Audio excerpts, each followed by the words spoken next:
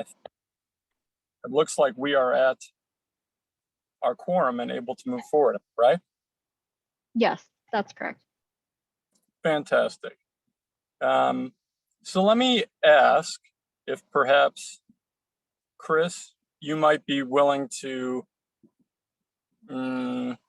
lead us through the 15 minutes or so as I'm in transit getting to a place where I can be steady in front of the computer. I'm able to speak on phone, but just kind of juggling as best I can at this time. And I think if that's all right with you, that's my sense of the best way to move forward. Yeah, that's fine. Thanks. That's fine. I hope you have some AC on or something if you're just sitting in your car like that, man. That's crazy. Yes, the answer is yes. I'm in a rental car because I'm getting my AC fixed. So yes, got to get that remedied soon because it is hot. Thank you. Yeah, I was very concerned when I saw you sitting in your car. I was like, if he's just sitting in his car right now and there's no air on him, then he's gonna pass out like in the middle of speaking to us right now. That's thoughtful for sure. Well, I can, if you guys want, I can go ahead and do roll call real quick. That would be great. Okay, cool. So we have Jeff, Kiki. I'm here. Thank you. Thank you. Marcus. Present. And did Ronell come on? I don't think I see him. Okay. We still have quorum, so we're good.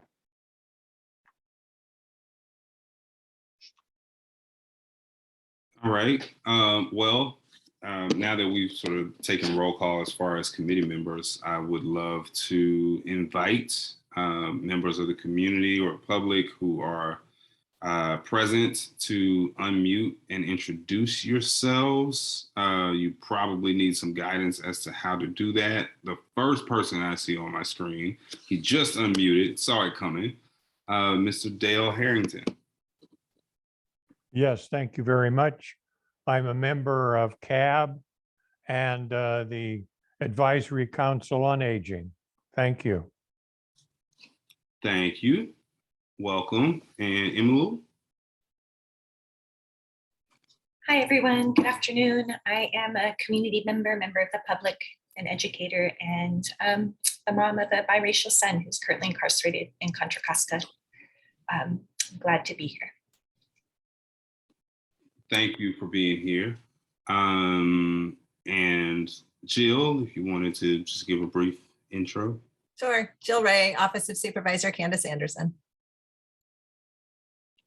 And let's see if I'm missing anyone. My screen is jumping around. Yep, I see a video's come on. Go for it. Hi, Elisa Robinson, Office of Supervisor Burgess. All right, so thank you all for those introductions and for your time and presence today. Without further ado, we can jump into the public comment section. So this is public comment on any item that is not on the agenda that you might want to speak to or address. And we'll open the floor now if anyone has anything to share. I do have a public comment.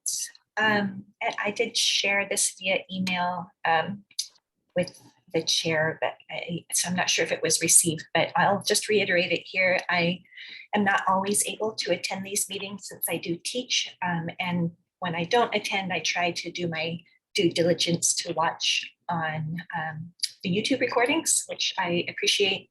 But I did notice watching the last community engagement subcommittee meeting that there was a decision made about the time of the meetings. And so the public comment I had provided via email in response to that was that the time didn't work for me. And I just wanted to bring up, which I'm just one person, and transparently, I don't even reside in Contra Costa, although my son is incarcerated there. But I just thought it was kind of an odd way to ask if people had meeting or time issues, if this committee is all about engaging the public, anyone from the public who does have a time issue with the meeting time was obviously not there at that meeting. So I just wanted to highlight that from the times I've been able to attend these meetings, there are often very few members of the public here because we all have busy lives, and I just want to encourage the committee to do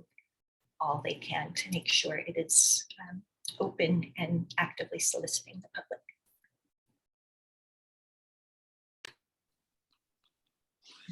Thank you for sharing that. I definitely think we can, that's something we can put back on the agenda and revisit at some point in the future to figure out if there's a time. Certainly, we want to make sure that we're accommodating folks on these committees who have to vote and, be accountable for the actions that come from this. But you're right.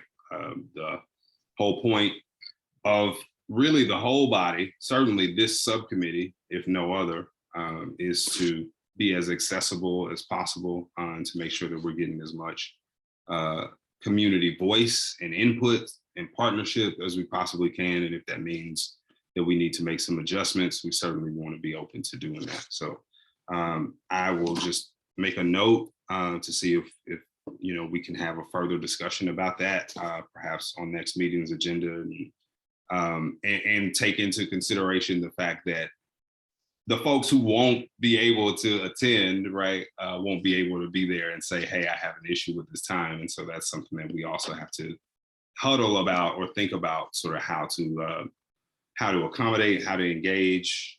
There may even, need to be a longer process, maybe something that even takes longer than just showing back up next month in light of that, to make sure that we get it right. So I really appreciate those comments. Anyone else as far as public comment today? And Chris, can I just jump into also, thanks, to respond to Malol that I apologize for not responding to your message to me about this issue of schedule. And I think it is good that you raised it now. And right, your input is just as everyone who wants to be actively engaged is important. So I think it is worth your taking the time to share now. And maybe I just ask before we come back to this, do you have a proposal of a time that you think, not just you, but, well, starting with you, and if you thought that would be something that you'd propose apart from what we've currently said, which is not my guaranteeing it could be done, but I think just to have the communication while we're both here. Thank you, Jeff. I completely realize that I am one individual. So what I would be most interested in is choosing a time where the most members of the community that want to attend could attend, regardless of whether or not that is a time inconvenient for me. But I honestly don't know what actions this subcommittee has taken to recruit members of the public to attend this meeting. So maybe, a survey or some type of ask it through any of those avenues that have been taken, or if the subcommittee does have names of Contra Costa community members who have shown interest in attending, they could be reached out to. I'm one person, so I don't want to just give my my personal schedule for me, because I'm a school teacher, although now I'm on summer, and at this time worked okay. It was the quarterly meetings that were, I think the new time proposed was smack in the middle of a workday, which I understand because this is part of the workday of many of you. That's all. I appreciate your attention to it. Thank you.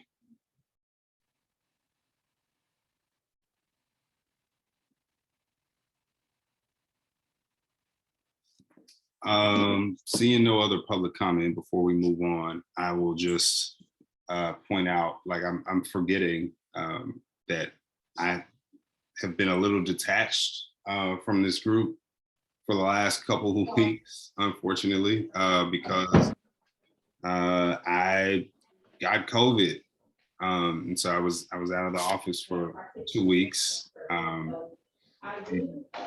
I think that may be why I missed the email among various other to-dos. So just wanted to point that out. We'll talk a little bit about how that may impact certain parts of the agenda a little bit later, but glad to be back with you all, certainly. Don't wish it on anyone. Certainly was doing everything in my power to avoid it. If someone could please mute, or if everyone could make sure that you're muted. Thank you. Yeah, so just coming back from that, I will get caught up on everything as soon as I possibly can. I promise you that.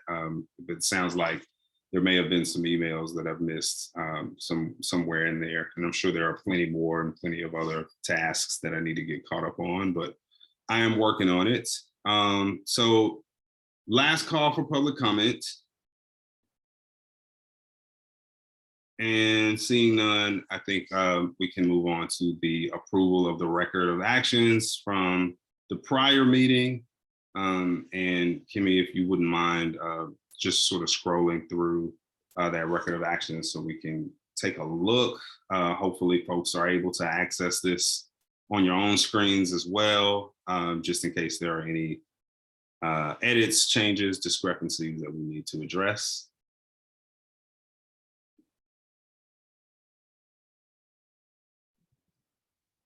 And while that's happening, I'll just take the moment to say sorry. You were sick, Chris. I'm glad you're doing better now, and of course understand that when you're not in the office and not well, that you can't be responding to stuff. So main thing is you're doing better. I'm glad you're here. Thank you, sir. So we're sort of tabling through the record of actions, at least on this screen. And I would entertain a motion to either approve or amend as necessary this record of actions for last month. I'll make a motion to approve. Thank you, Jeff. There's a motion on the floor. Is there a second? I can second that. It's Kiki. Thank you, Kiki. Kimmy, if we could take a roll call vote.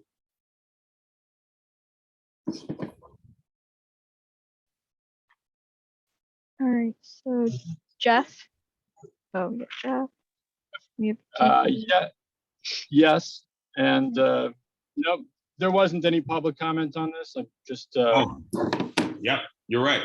Wait a minute. Let's pause before we move further with the roll call vote. You know, I'm blaming everything on COVID for like the next 60 days. So, you know, yeah, just blame it on the Rona. But I forgot to call for public comment. Is there any public comment on approving the record of action?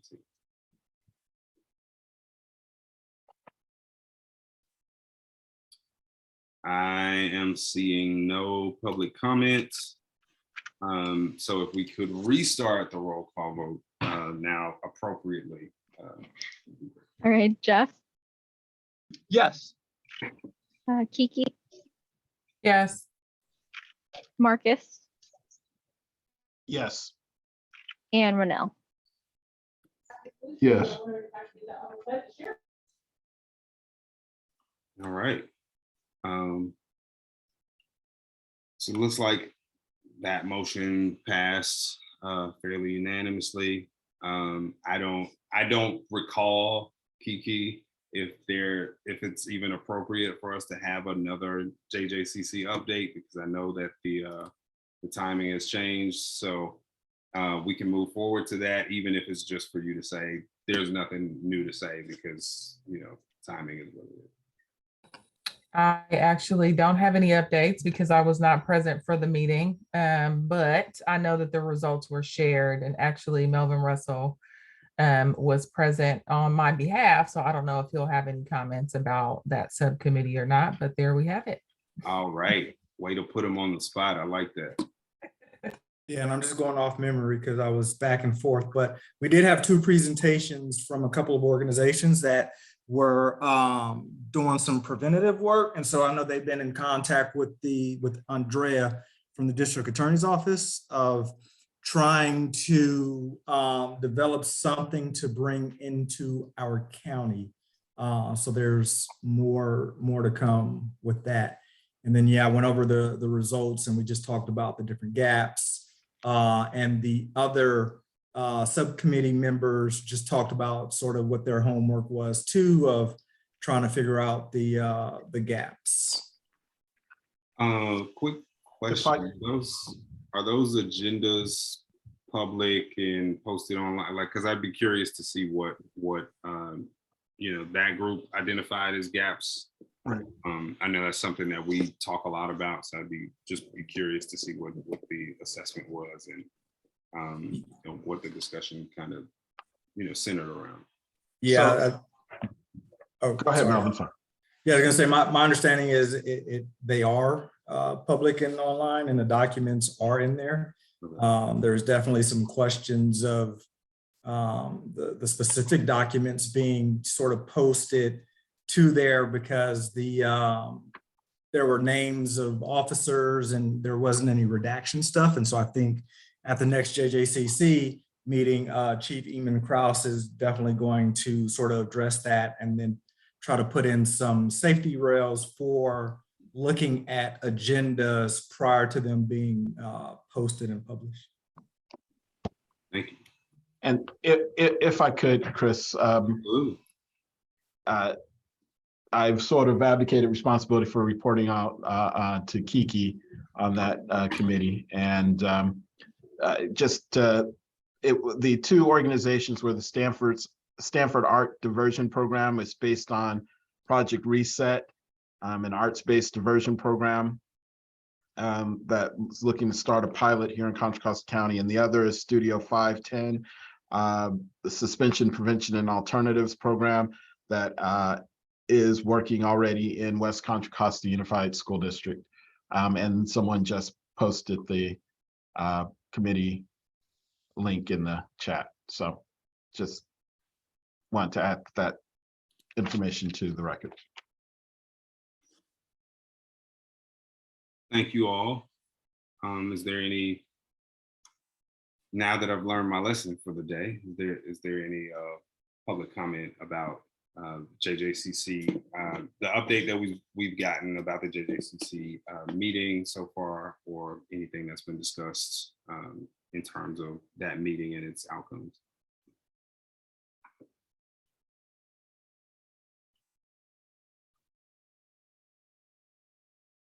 All right, we are moving through this agenda pretty fast. That is not a bad thing, but I will move us along to, well, actually, because there he is.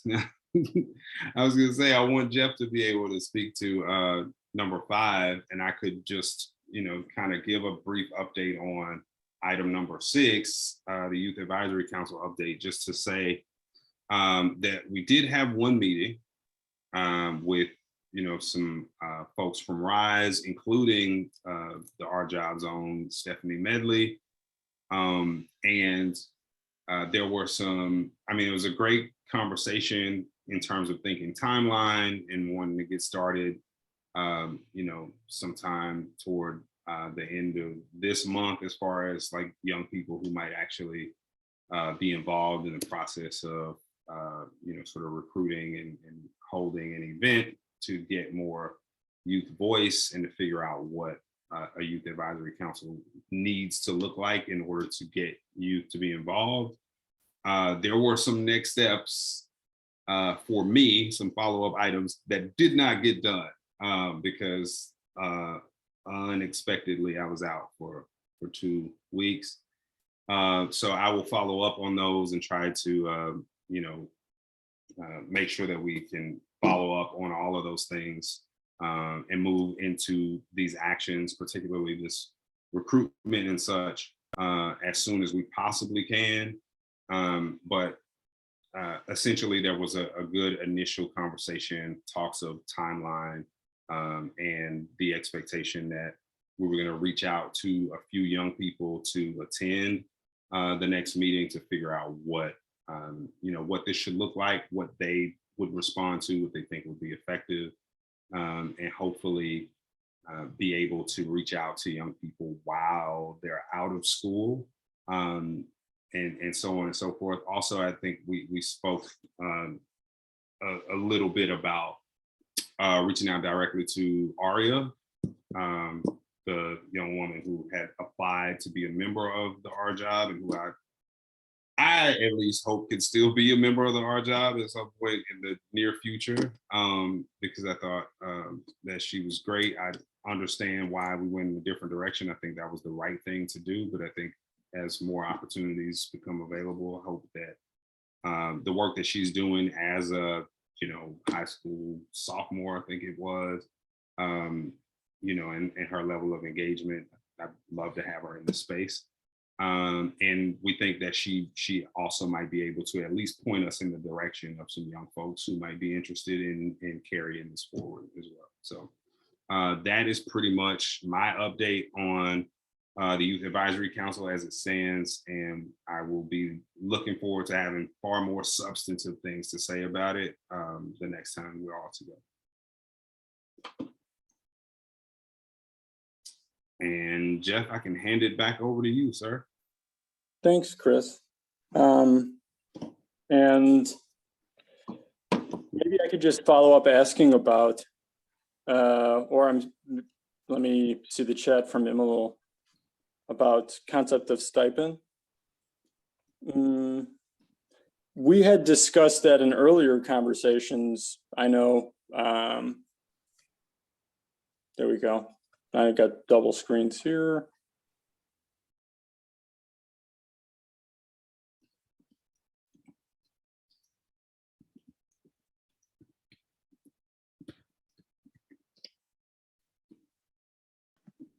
Hi, hopefully now that's working. And there was something we had discussed, but Chris, was there more talk on that at this last conversation? Yeah, and I just put in the chat, that was one of my follow-up items. I'm not gonna say any names on this recorded meeting, but I was supposed to reach out to somebody that we had talked about in the past, in the past, who said there might be some funds, to see if that's still the case, or if there's a way to find funding to stipend not even only the council itself, but all of this setup, like this prep work that we want to be youth-led as well, and figure out if we can roll those funds out, because we know that we do need to pay young people to be a part of this. You know what I mean? Instead of just asking folks to volunteer out of the goodness of their heart and give us their time and energy in that way. So it is essential. We know it's essential. There's just one of the next steps for me is reaching out to figure out if there are funds for that. And if not, in the particular place we're looking, where we might go to get them. So it more to come on that, but we know that it's essential, and we wouldn't push this out, in its ultimate form or eventual form without making sure that young people are compensated.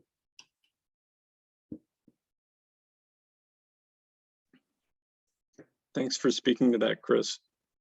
And maybe the only other thought I'm having is if there's anything from, whatever to-do list things that could be delegated here. And I don't know if that's putting you on the spot too much to be thinking of, but if there are parts of it that, I don't know, different folks on this call might have bandwidth or ability to take on,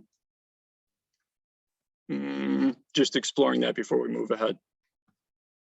Or maybe not. What was the question again, Jim? Well, basically, if there were some, follow-up to do things at that meeting that could be delegated here to me or other folks in the group that this kind of needed to be looked into, or contact had with one party, something like that. And maybe it is stuff that would need to be in your role. I just kind of thought that I would speak to it, and maybe it doesn't make sense, but I don't think so. I mean, I think these are things that so there were a couple of to-dos for RISE folks, mainly around reaching out to the young people that they thought might, you know, help to get this off the ground or to get it started, or at least could provide some insight as to how to move it forward in the right way. So they were going to do those reach outs. Mine was sort of reaching out to, I'll say, some systems actors. And again, I'm not saying their names because it's like a big secret. It's just I don't want to act like, you know, these folks have guaranteed something that they haven't. Like, the point is, I'm going to ask. And so, you know, saying names and then folks are looking at them like, where's the money, right? Like, that just seems like that could be a little, you know, a little weird. But just reaching out to folks to see if there's funding, specific folks within specific agencies, to see if that's possible, is really the main to do. And then trying to come back and develop a meeting time that's going to work not just for the folks who were, say, on the last call, but for the young people who will be helping to move us forward.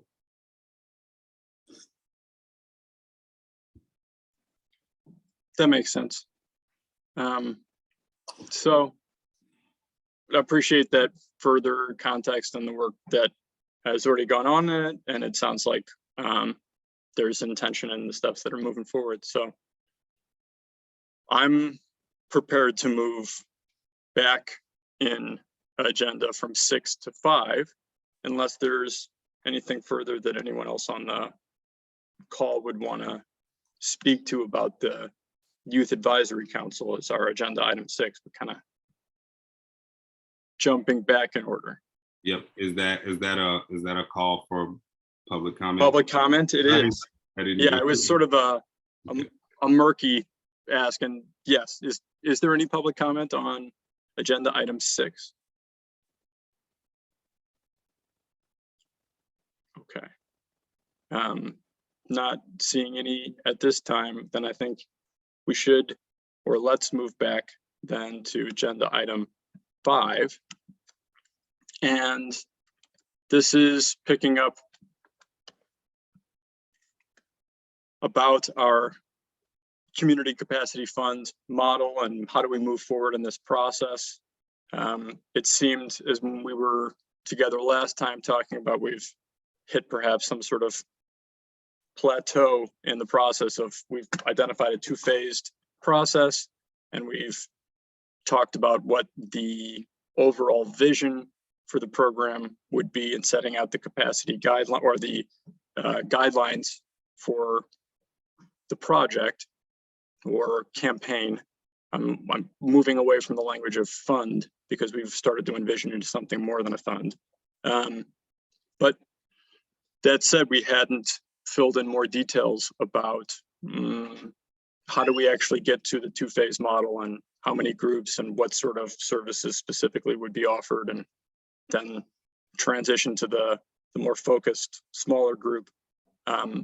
So in preparation for that, and in response to what we had talked about last time, I think, is it fair for me to give credit to Patrice on this and say that she had had sent to, I know, Chris and myself and Kimmy, at least, on an email thread about the materials that we have as attachments, and that's trying to give us context and learn from what's happened in a related, I would say, I'll just say related, not same project in Contra Costa County, which is a common sense place to start.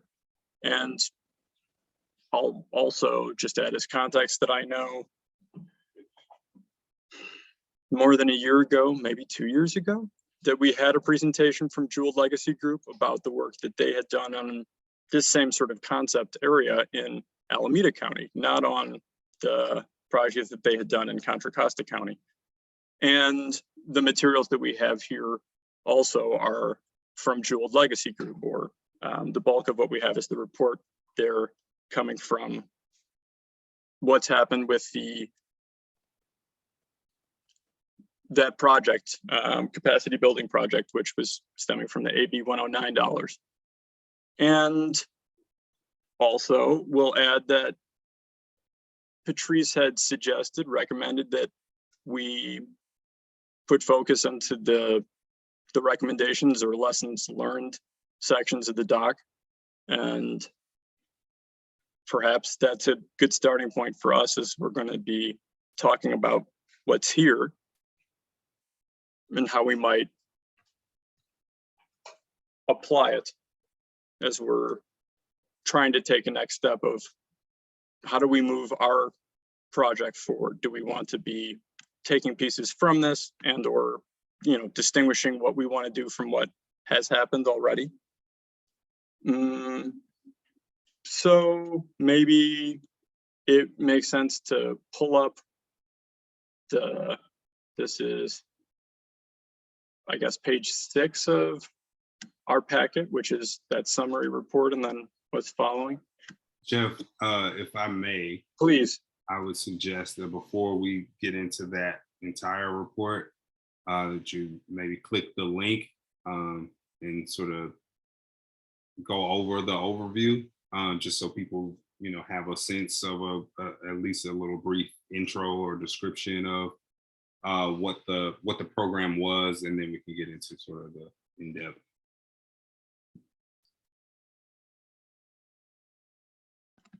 That's a good idea. And the link will take up a description of that page, which, Kimmy, if you're able to pull up easily, I think, there you go. Right.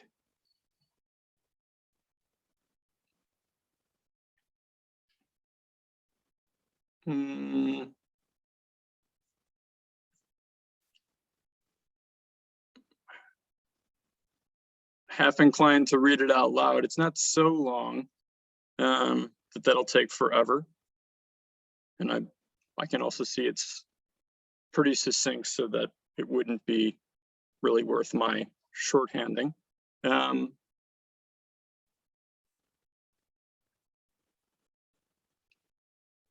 going to go ahead and do it. People are on their phones. Who knows who's able to actually read and do all this at the moment. So, okay.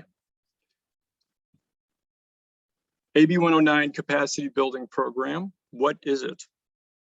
Program description. The county seeks to enhance the ability of current and potential partners to deliver appropriate and effective rehabilitative reentry services to the residents of Contra Costa by providing them with free intensive trainings from industry experts, professional consultations, and individualized technical assistance. Specifics there. This capacity building effort is designed to help up to 6 community-based organizations to self-assess their current capacity for effective management and programmatic service delivery, translate these assessment results into an action-oriented capacity development plan, and subsequently implement 2 or more components of this capacity development plan by June 19th. So let me just stop there for a second and saying, those are kind of specific pieces that we might want to consider adopting as frameworks, right? Of saying, what are the types of things we could offer? They're talking about these intensive trainings, consultations, technical assistance, and then setting some specifics, which we're going to also need if we're going to move from point A to point B, of how many orgs are we talking about here? And what would be the benchmarks for success, or the requirements to meet the expectations? And they're saying that translating into action and demonstrating that in a specific 2 or more components. Okay. Well, I guess first a plan and then actually an action elements of the plan. So maybe we take something like that. Got you, Renell. We still have our quorum, so we'll move ahead and can capture if there's something we need to re-up on. I'll move ahead. Each organization selected to participate in the program will receive support in areas that are related to both general organizational development and effective reentry program service delivery. Selected organizations will build organizational capacity through participation in at least 2 full-day group trainings and ongoing community learning environment, and no less than 20 hours of personalized assistance. Potential areas for organizational development support include, everyone with me? I'm going to keep just rolling ahead here. Okay. Personnel, volunteers and leadership, fiscal management and sustainability, planning and evaluation, building and managing external relations, and organizational structure and operations.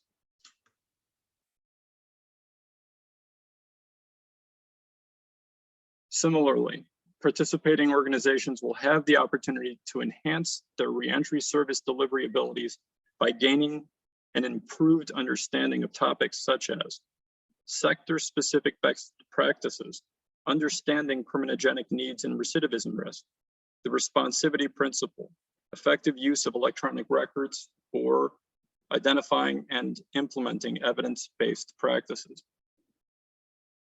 Near the end here, I'm just going to continue on, power through. Understanding that the entire capacity development plan is unlikely to be fully implemented during the term of this program. It is the intent of to connect participants in the program to other resources that may further assist with capacity development. Organizations who complete the program will leave with a detailed plan of action that can support their future growth and development. Okay, that's the overview, at least as to what is it, and then moving on to who can participate and how to apply. But maybe before we jump to those things, there was a lot of content that was in there, even in just this brief overview. There's a kind of invitation hook for our concept here in the very last paragraph, which is saying it's unlikely that all of the plan is going to be able to happen during this program. And there's going to need to be continuing work for these orgs, anyone who's participating. Plus, it seems by the nature of the project, if it's 6 community-based orgs, there will be necessarily others that won't be able to participate, and that what we might be proposing as something to supplement would be available for those who didn't have the chance or who would need work support continuing beyond, as is kind of contemplated by this last paragraph, saying it'll need to be more, and we'll link with resources. Maybe our capacity fund would be something like that. Let me invite if anyone else has thoughts before we're moving on.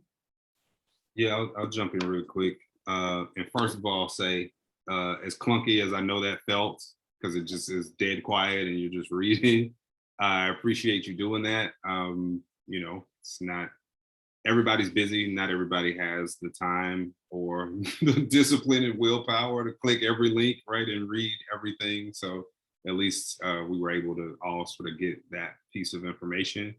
I think I don't want to jump the gun too much, but I can't help but to think, right, with the requests for technical assistance to help set this up, it's hard not to think about Jeweled Legacy Group because of this history with this county, in addition to them, like you said, you know, offering some insights 2 years ago or something like that now for what they had done in Alameda County.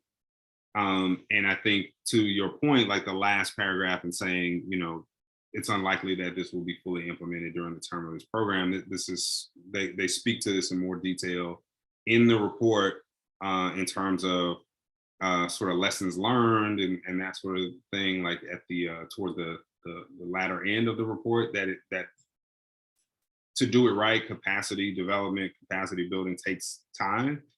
And so I think, you know, it's worth repeating and bearing in mind, right? Like that this is going to be a process that, you know, it's not going to be that, you know, we have this program and by the end of it, you know, we have 75 different options for where someone can go in the event of a crisis or an issue, but that we're building toward a future where that something like that would be the case.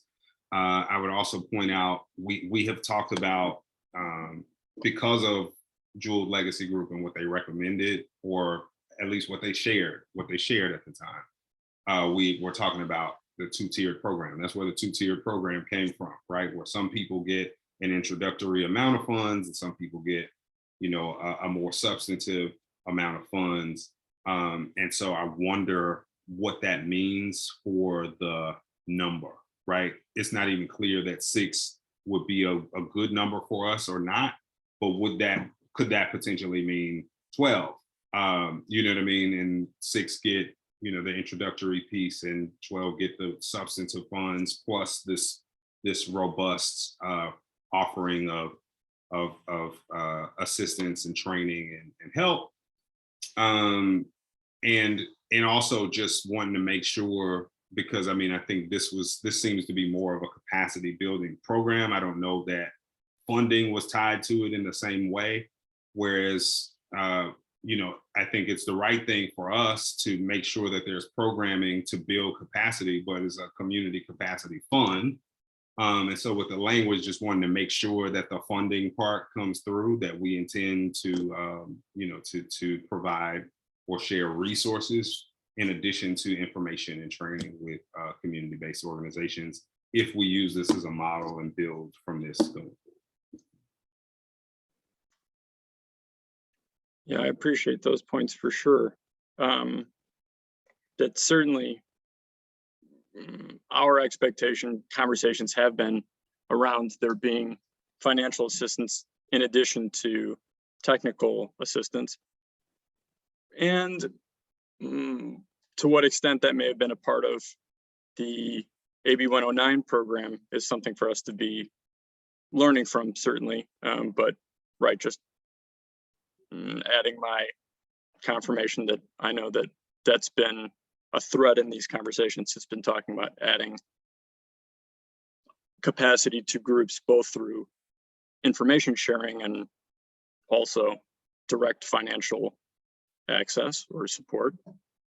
And right, as I'm reading this to be at like the most super basic of levels, right, this looks like a 1-tier program, and what we were talking about is a 2-tier. So yeah, and what that would mean in terms of numbers is kind of an invitation for us to start to think about, in some sense, depending on how big the actual fund would be, that there may be limitations on the number of more that we can add, in the sense of, well, these 6 were provided support, but they weren't actually provided the sort of financial that we're talking about. So I don't know. I have a vision of there being, I don't know, I'm, you know, just being real, I was thinking kind of like more than a dozen starting off, and then a more select group that would be afterward. But where is that coming from? I don't know. These are kind of early visions. Why not have it multiple dozens and then at least a dozen after?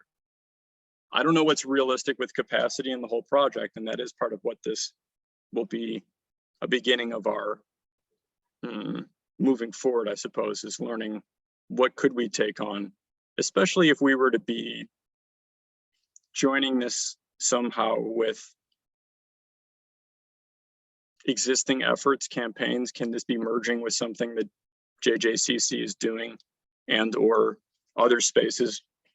I don't want to dilute what we're doing, but I do want to see about how large can we make it and still retain its quality. So a lot of factors there. Chris and I have just given a few initial like impressions on this first part. Anyone else have reflections on, I guess, the idea of the sorts of things that are offered here? I'll lift up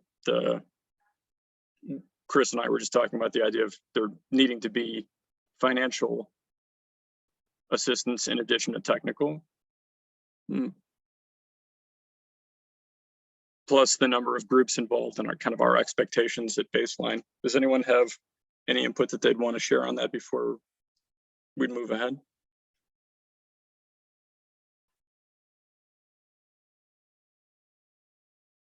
I'll include public in that. Thank you, Jeff. Can I just ask a clarifying question? And Yes. very elementary, because I'll be transparent. It's been a long time since I've been able to attend from beginning to end the community engagement subcommittee meetings.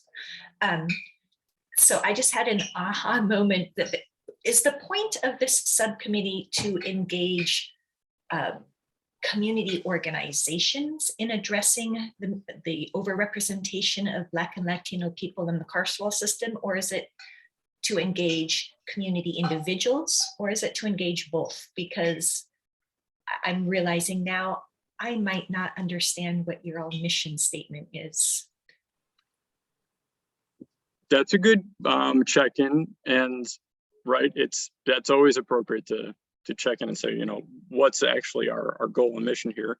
We do have our work plan, which sets out mission statement and also specific campaign goals or action plans that were inherited in a way, not in a way, but were inherited from the Racial Justice Task Force, because there were the recommendations that were all adopted and approved there.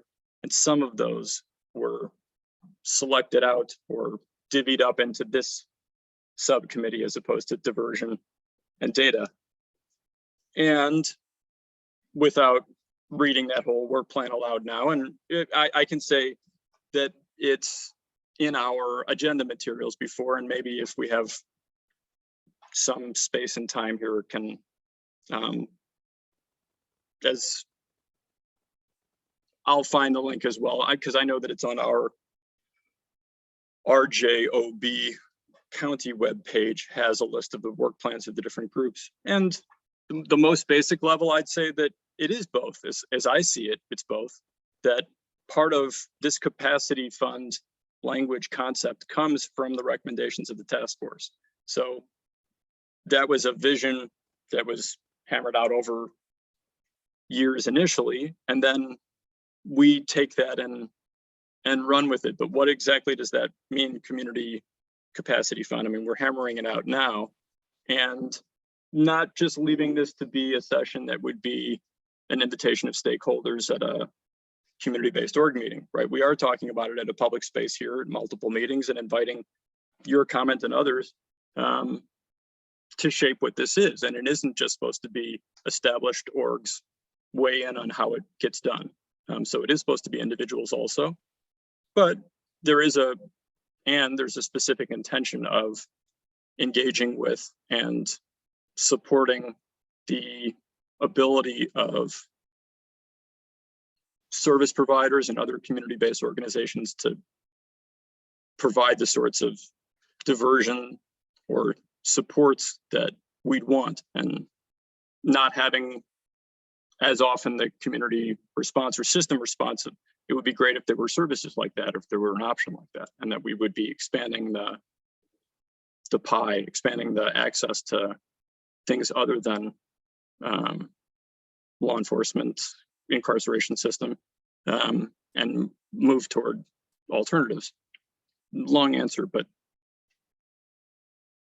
that's my initial take. And Chris, you unmuted. Yep, I'll just say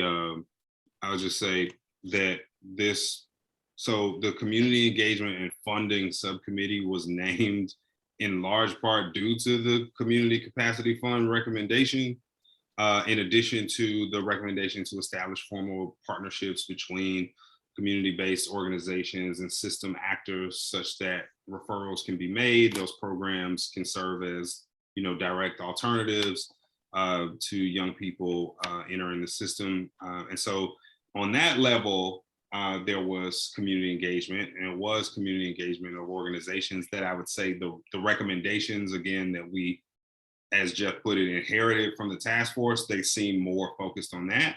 Once we began rolling that work plan out, the folks who were involved at the time were like, hey, that's all great, but this says community engagement. Some of this should be about making sure the community is at the table, informed, participating, knows what's going on, like actually engaging community members. So it's definitely both. It's a both and. The recommendations trend more toward the organizations and their partnerships and capacity building to provide these alternatives. And the instincts of the people on the R job have always been to do that, but at the same time to make sure that this is the arm through which community can be heard. And I would also add that this subcommittee has, you know, on multiple occasions done listening sessions or forums. That is something that we plan to continue to do. So even in the event that moving a meeting, which we're still gonna look at that, we're still gonna maybe look at rolling out a survey to a bunch of different orgs and groups and seeing if we can, you know, figure out something about changing time. But even if that doesn't work, you know, having or making maybe even a more regular practice of having those forums to ensure that everybody has a chance when it's accessible and available to them to show up and to be heard is definitely something that folks from this group, regardless of having direct recommendations speaking to that, know that they should be doing, know that they want to do, and we will continue to work to find ways to do it and appreciate any insight and feedback that you may have, as well as what you've already provided to us for how to do that.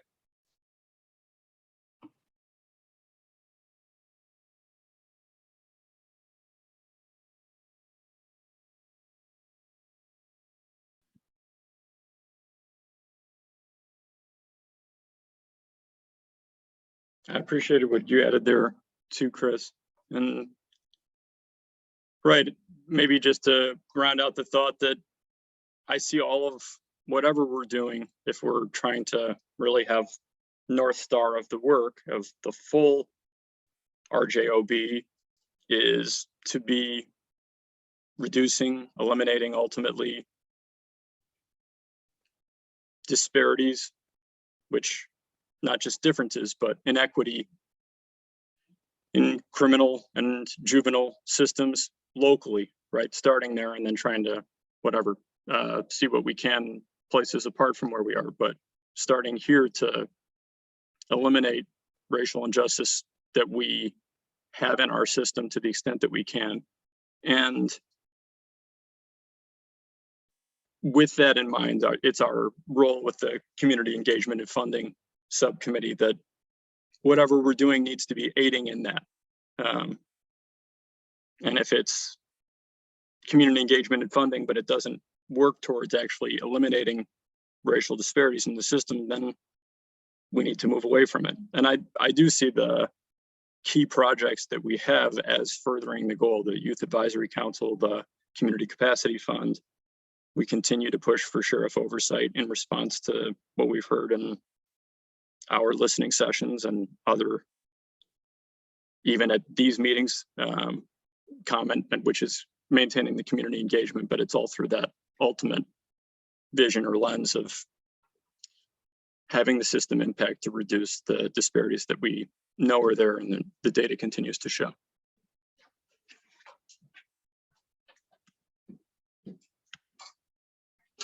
And of course, that's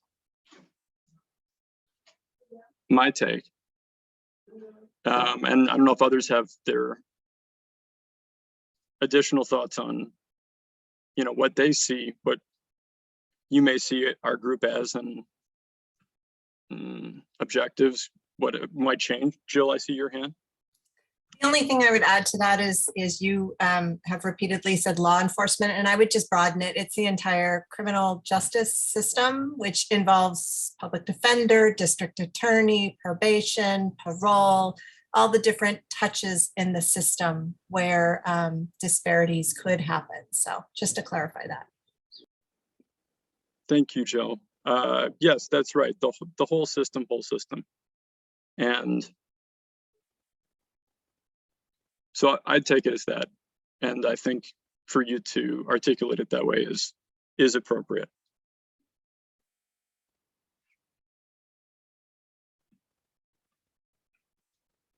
And maybe what I am meaning to say when I'm saying law enforcement is, how do our laws end up getting enforced in our society? And that if you've got courts and you've got defense attorneys and all the different actors, it has impact on that. But right, to clarify that it's about all of us if we're going to be trying to change the system and have a serious go at it. We're going to have to look at each of ourselves and our different agencies and actors. So yes.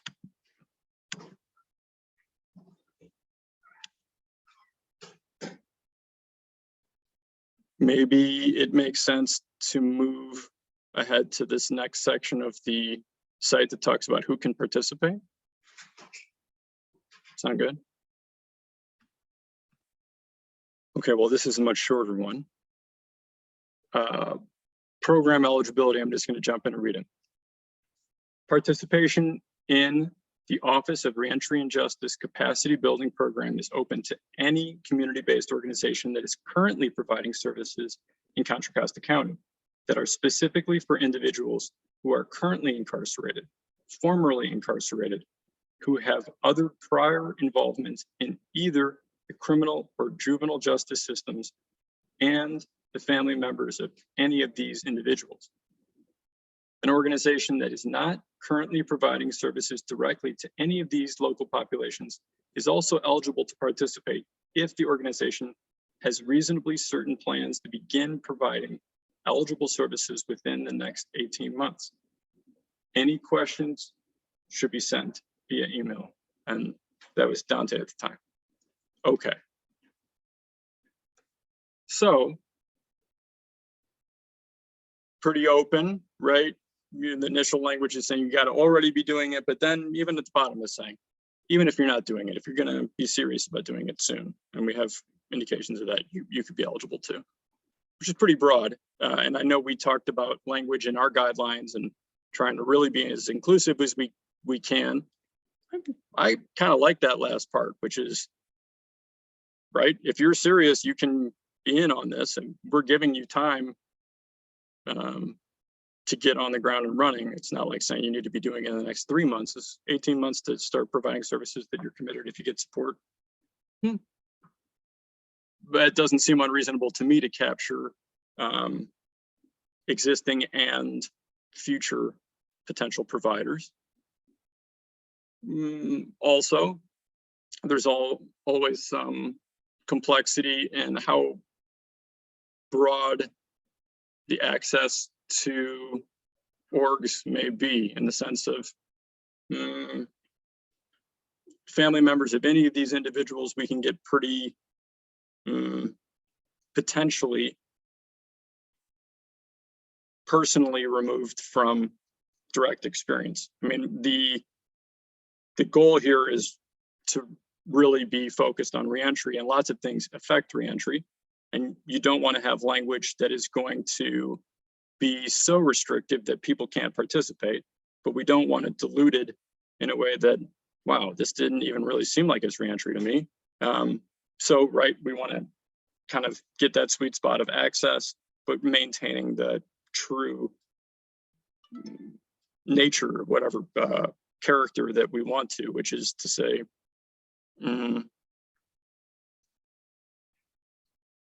actually providing services to persons who have direct lived experience in a meaningful way. Okay, so long intro to that. What do folks think about this first part of who would be eligible? This is some guidance for us in terms of which sorts of orgs and what sorts of things would they need to be doing in order to be able to participate in our program. Does anyone have thoughts on that before? I don't know, we're going to be looking at other materials and the conversation will continue, but for example, some people might say, well, I think it should even be broader than this. Shouldn't we be including whatever? Or on the other hand, that it should be more restrictive for any particular reason.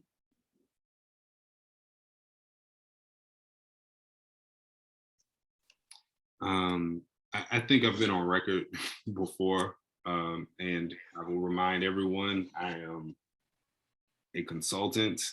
I'm not a member of this body, so when I'm saying things or opining, I may nudge you in a certain direction or recommend something, but you guys will make the final decision as to what works in your county and what works from your point of view.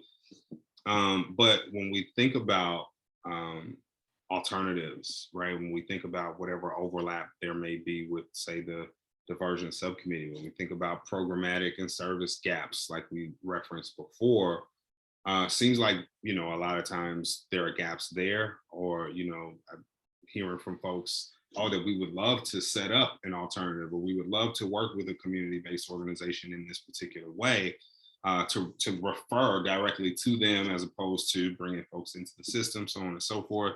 And there do seem to be a lot of gaps there. That don't seem to be that many programs outside of, you know, just a few, you know, I think, you know, Rise and the Restore program, but like, you know, outside of, you know, some of those sort of notable services, I don't know how many and what the capacity is for folks to even accept referrals that could mean someone maybe doesn't enter or penetrate deeper into the system, which would be really important if possible. So, I mean, I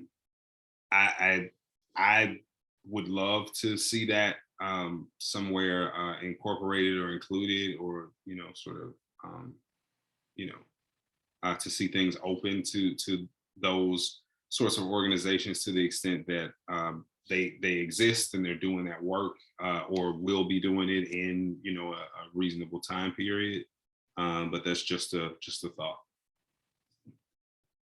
Yeah, the AB 109 population is, although it was a targeted population, a concern because of the nature of, you know, the AB 109 status of a participant, being like a dual person of probation, parole, trickling down to the counties.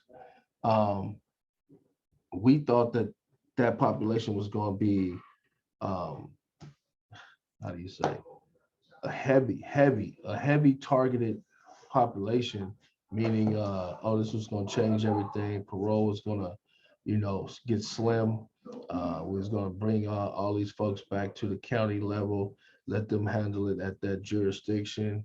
And what I'm seeing over a 5-year period, that is a minority population that we serve here in this agency. I thought it would be robust in terms of numbers, but it's not. And so I can't even tell you how this whole thing is shaping up. We're serving a lot more folks than the AB 109 population. And even some folks in that AB 109 population, the cold part is a lot of them are getting out of prison and coming to the county level, which is a different participant. That's a perfect word to use. It's a different participant. They don't even always need the same things that folks need at the county level. A lot of people are going to county jail because they're homeless, because they're committing low-level offenses.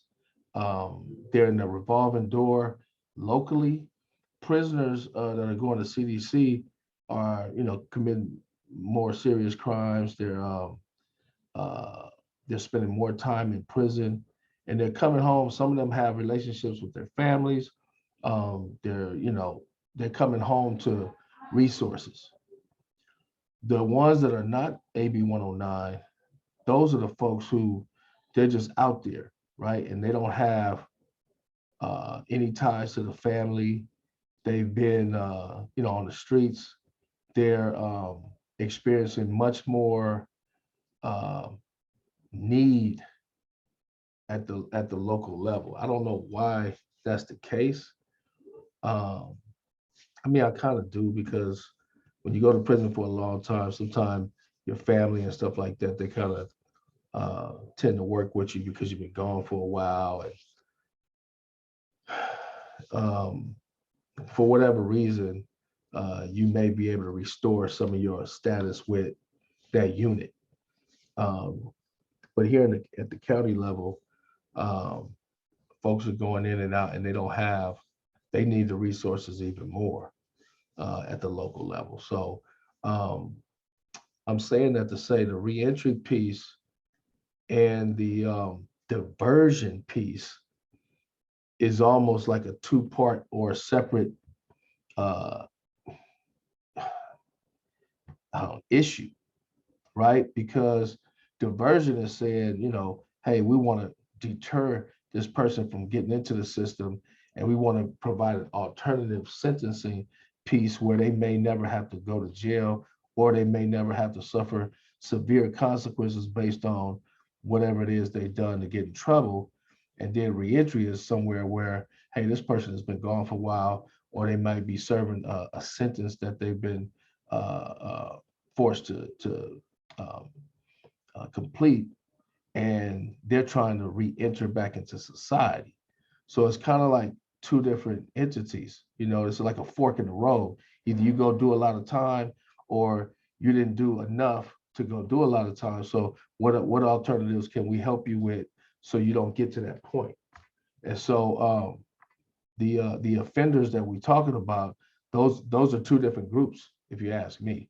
And the reason why I say that is because I'm serving them, and I am one, right? As I'm a formerly incarcerated, and it's two individuals that we're talking about. So diversion, in promoting that and trying to figure out how can we serve folks in a diversion capacity, we have to have an approach for that, and then reentry, we have to have an approach for that. I don't think they're not necessarily combined if you look at them in terms of why someone is in prison and why we're trying to divert them from prison. I'm picking up what you're saying, Ronell, and I think it is an important distinction for us to be thinking about as we're trying to be intentional in acting, and who are we serving and how are we trying to provide services that are actually responsive. So that's definitely for us to be thinking about. And Jill, I see your hand. Yeah, I'm so glad that Ronell went before me, because everything that I have to say is feeding off of exactly what he just said, which is AB 109 is the whole purpose of it. The legislation was to address recidivism, to bring people back to the county level, provide the services, and help avert recidivism. And so that was the capacity fund here. And I would look to what the JJCC did. They did a very comprehensive program, and I think Kiki was part of all of that, in really looking at where they wanted to focus their energy. And they ended up deciding that diversion, the person is already in the system or touched the system. And so really what they wanted to focus on was early intervention. And given the RJOB's task is to help address the racial disparity in our justice system, I'm just wondering if the best use of your time and energy is to really look at that early intervention. What programs can be built to help keep people out of the system? What communities are lacking in resources or services that lead them into a criminal justice system, and focus the energy on capacity building in those areas, because I think that's the greatest gap. Once they're already incarcerated, that's a whole different beast. And I don't think you're going to reduce, I don't think you would have as much impact long-term in reducing the issue of racial disparity if you try and focus on the population that's already incarcerated. There's a lot that's being focused on that. And perhaps the focus for this group, if you want to stop the racial disparity, is focus on those things for intervention that could address those issues.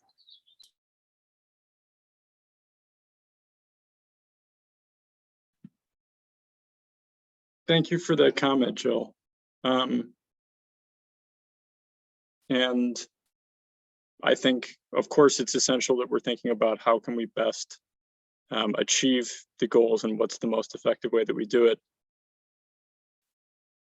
Ronell, your hand, is that from before, or do you want to speak? You're good. I think just muted right now. Yeah, no, I should have took that down. Sorry about that. No worries. No worries at all.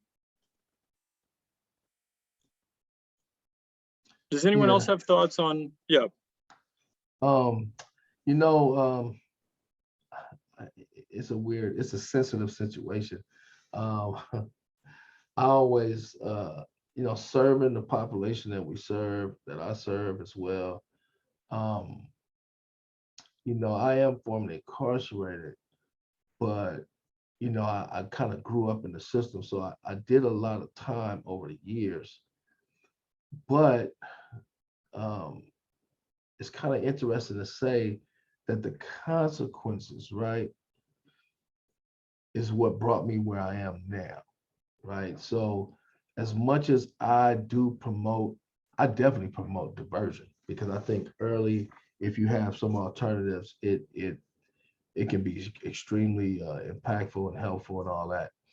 But if it wasn't for the consequences I suffered, I don't know if I'd be here now because it did, you know, I did have to figure it out. In other words, I didn't want to spend the rest of my life in prison, which it was right there. I was right there.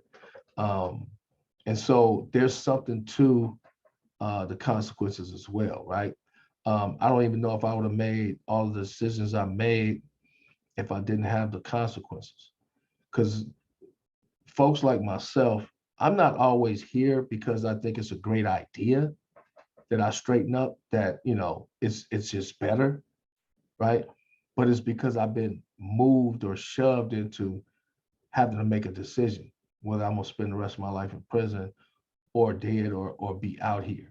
And so, but I was not, it was not voluntary for me in terms, I volunteered to get my life together once I was faced with the consequences.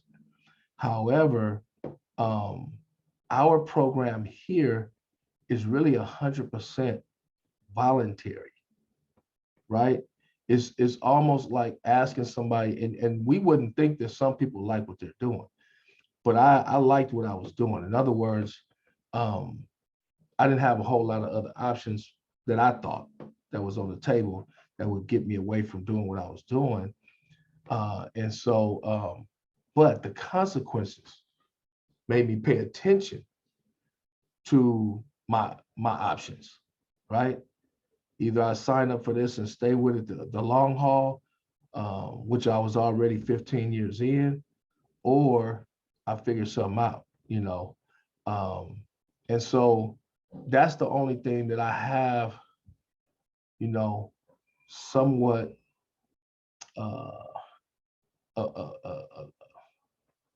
have turmoil with, is that it's 100% voluntary. And I think that can still work if we do some kind of incentivizing to encourage folks to maybe think twice about, you know, because I was like, well, why don't probation or something like that offer early early completion of probation or something to work with agencies?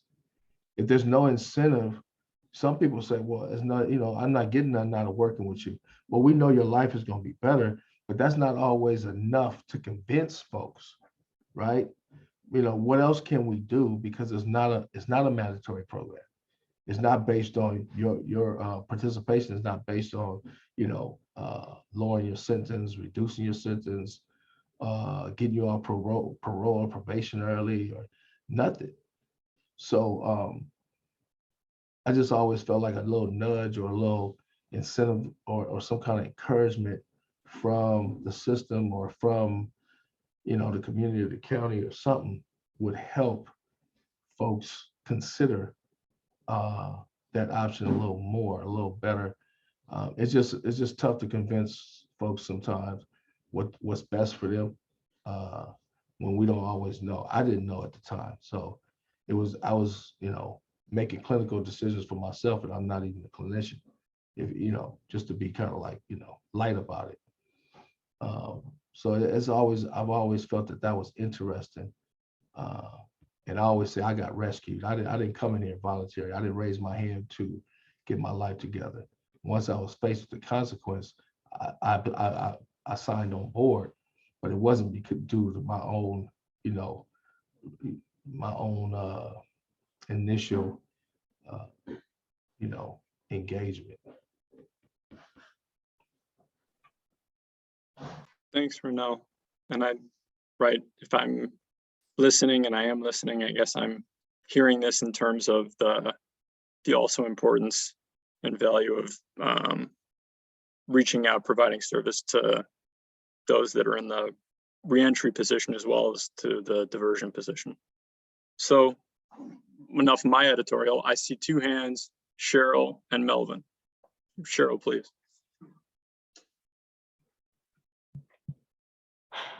I'm always really good afternoon, by the way, but I'm always really perplexed that we have to make a choice between these two, because it almost seems like a false choice to me, that we have to choose between these, or even choose where we put our energies with these, because what I've always understood to be the case, even dealing with one of my brothers who seems to have this issue with incarceration, is that dealing with recidivism, for those of you who don't have to deal with these on a personal level or a family level, is dealing with recidivism starts the moment you get sentenced.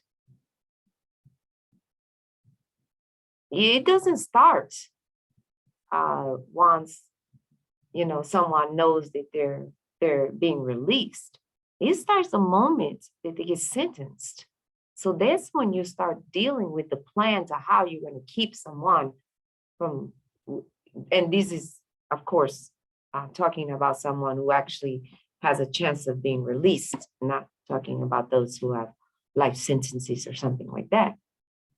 So having that kind of plan and having that kind of forward thinking, and especially when you're dealing with juveniles, is something that we do need to be weighing in on. We do need to be thinking about, okay, so what are you going to do? What is your plan? If you have a year or 2 years or 15 years, what is your plan? What are you going to do with the time that you have in here, as Renelle just said, right? What are you going to do with the time you have in here? And then what is your plan when you get out of here? I was talking to someone this past weekend, or actually a couple of days ago, and the young man said to me, he said, I can't vote because I'm a con. I'm a felon, is what he said. He said, I'm a felon. I said, you're not a felon. He said, yes, I'm a felon. I said, are you in jail right now? You can't be in jail right now because I'm not in jail right now. All right, so you're in jail right now? He said, no, I'm not in jail right now. There was a young lady standing next to him, and I asked her, she voted. She said, no, I didn't vote because I'm a felon. I said, stop saying you're a felon. Neither one of you are felons. Are you formerly incarcerated? I'm formerly incarcerated. Okay, because you're not in custody right now. You're not behind bars right now. So it's a mindset change. And that's where we should be talking, especially to young people. So it's a whole mind shift that has to happen. And I know that especially with this group, this community engagement group, it's something that we can be doing. It's something that we can be affecting. Once your time is served, what does that mean? And how does that change? How can we help change those lives so that they're not thinking, oh, I'm a con, I'm a felon. And what he said was, well, I have all these tattoos. Young white man. And he was doing something. He works at a tattoo parlor and he's doing something. He's helping remove, he has a program where he helps remove tattoos from other people. So he could be doing something, but his mind was that people were judging him because of the way he looked.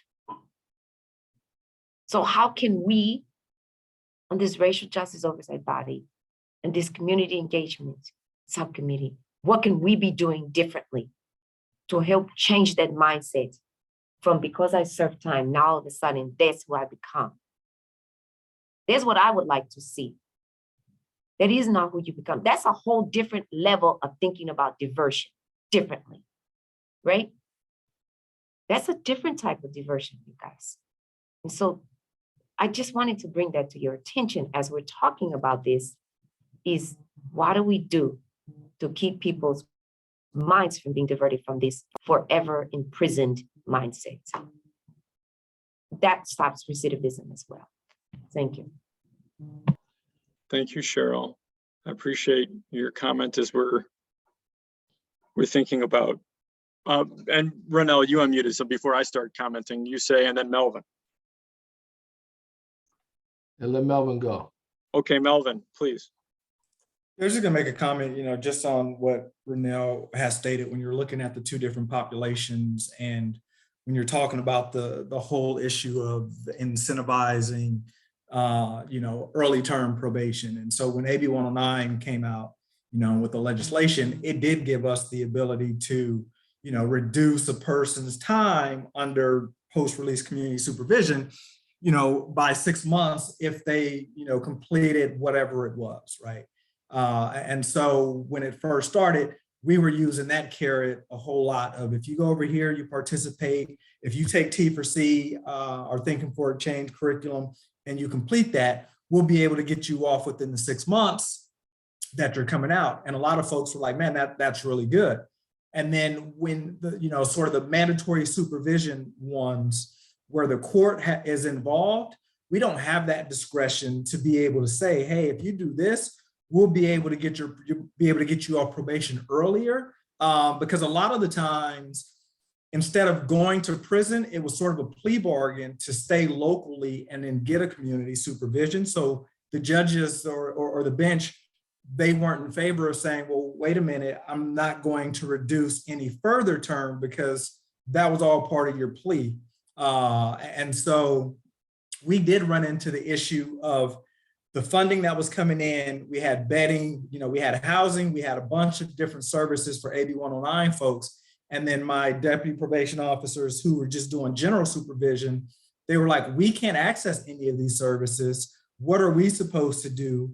And so you are caught choosing, hey, is it, these folks over here get more benefits and services, these folks over here, how do you sort of balance that, right? And it's been something that we've been struggling with, and we try to increase, our contracts with community and other public agencies to say, hey, let's just have something where it's everyone. And unfortunately, when legislation comes down and they have funding streams, you have to be very careful of who's getting what services out of what sort of pot of money and stuff. And so I just wanted to make sort of that comment of understanding, it is very difficult walking sort of that fine line and not trying to put one population over another, because they're all in the community. We're all community members. We're all looking to provide the service and stuff. So. Yeah, you make a lot of sense, Melvin. And Cheryl, I don't think us as a committee, we don't have to choose, right? The work we're doing, I just wanted to make sure we pointed out that there's two different approaches. Diversion and AB 109 is kind of like two different entities per se. But we can, and a lot of this stuff is culture with jail, right? And it took me a long time. I never even knew about expungement, right? As an adult, you hear a lot of stuff about, sealing your record as a juvenile and this and that.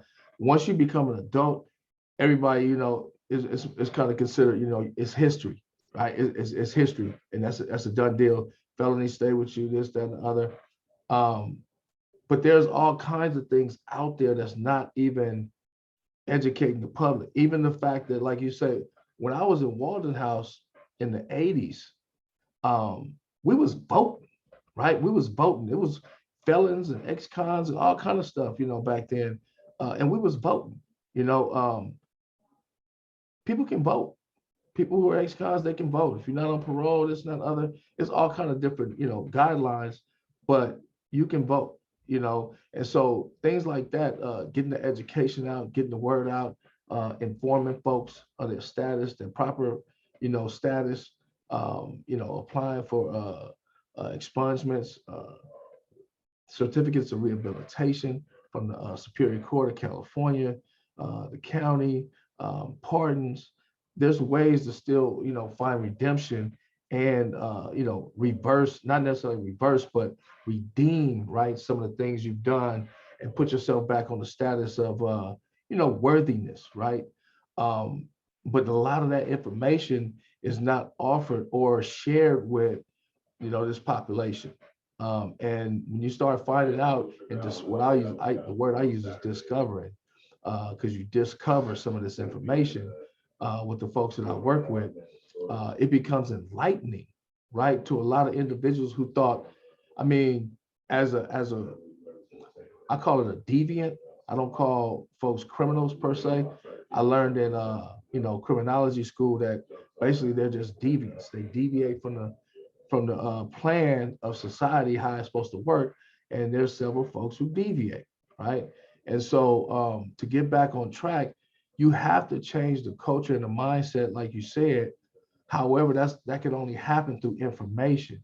And so it's a certain type of information that I try to provide to formerly incarcerated folks and stuff like that about how to really understand what's available to you and how easy it is to access if you apply it properly. Without application, it don't work. You can have all the information in the world, but if you don't apply it, it's still not working for you. It's almost like you don't even have it because you're not applying it. So there's some elementary things to it, and then there's some more sophisticated things to it. But the key is to put it all out there so a person can, have a plethora of options and find out, wow, I'm not fully done, right? I'm not, I'm salvageable. These are some of the words I use is that I'm salvageable, things like that. Because once you start committing serious crimes, you go to prison and all that, a lot of cats, they just think that, you know what, because the system and everybody tells you finish and nobody's gonna work with you. Basically, you're blemished for life and you have a lifetime exemption from society, right? You're out of here. And so that's tough to undo in some people's minds. And so they buy into the process. I made some mistakes that I can never, ever get back from.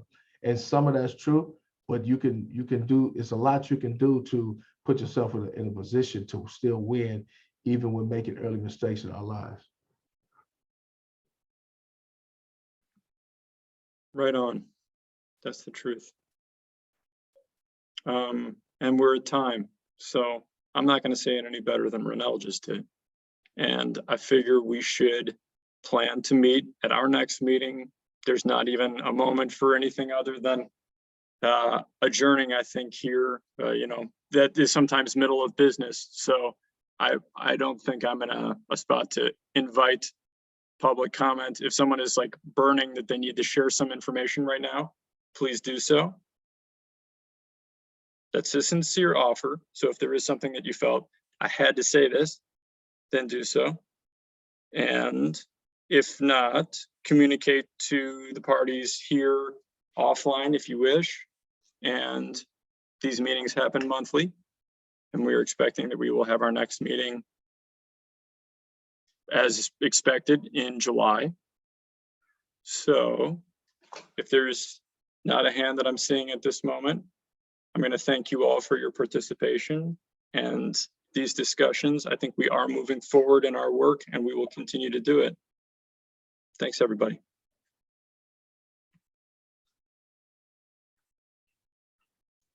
Thank you, everybody.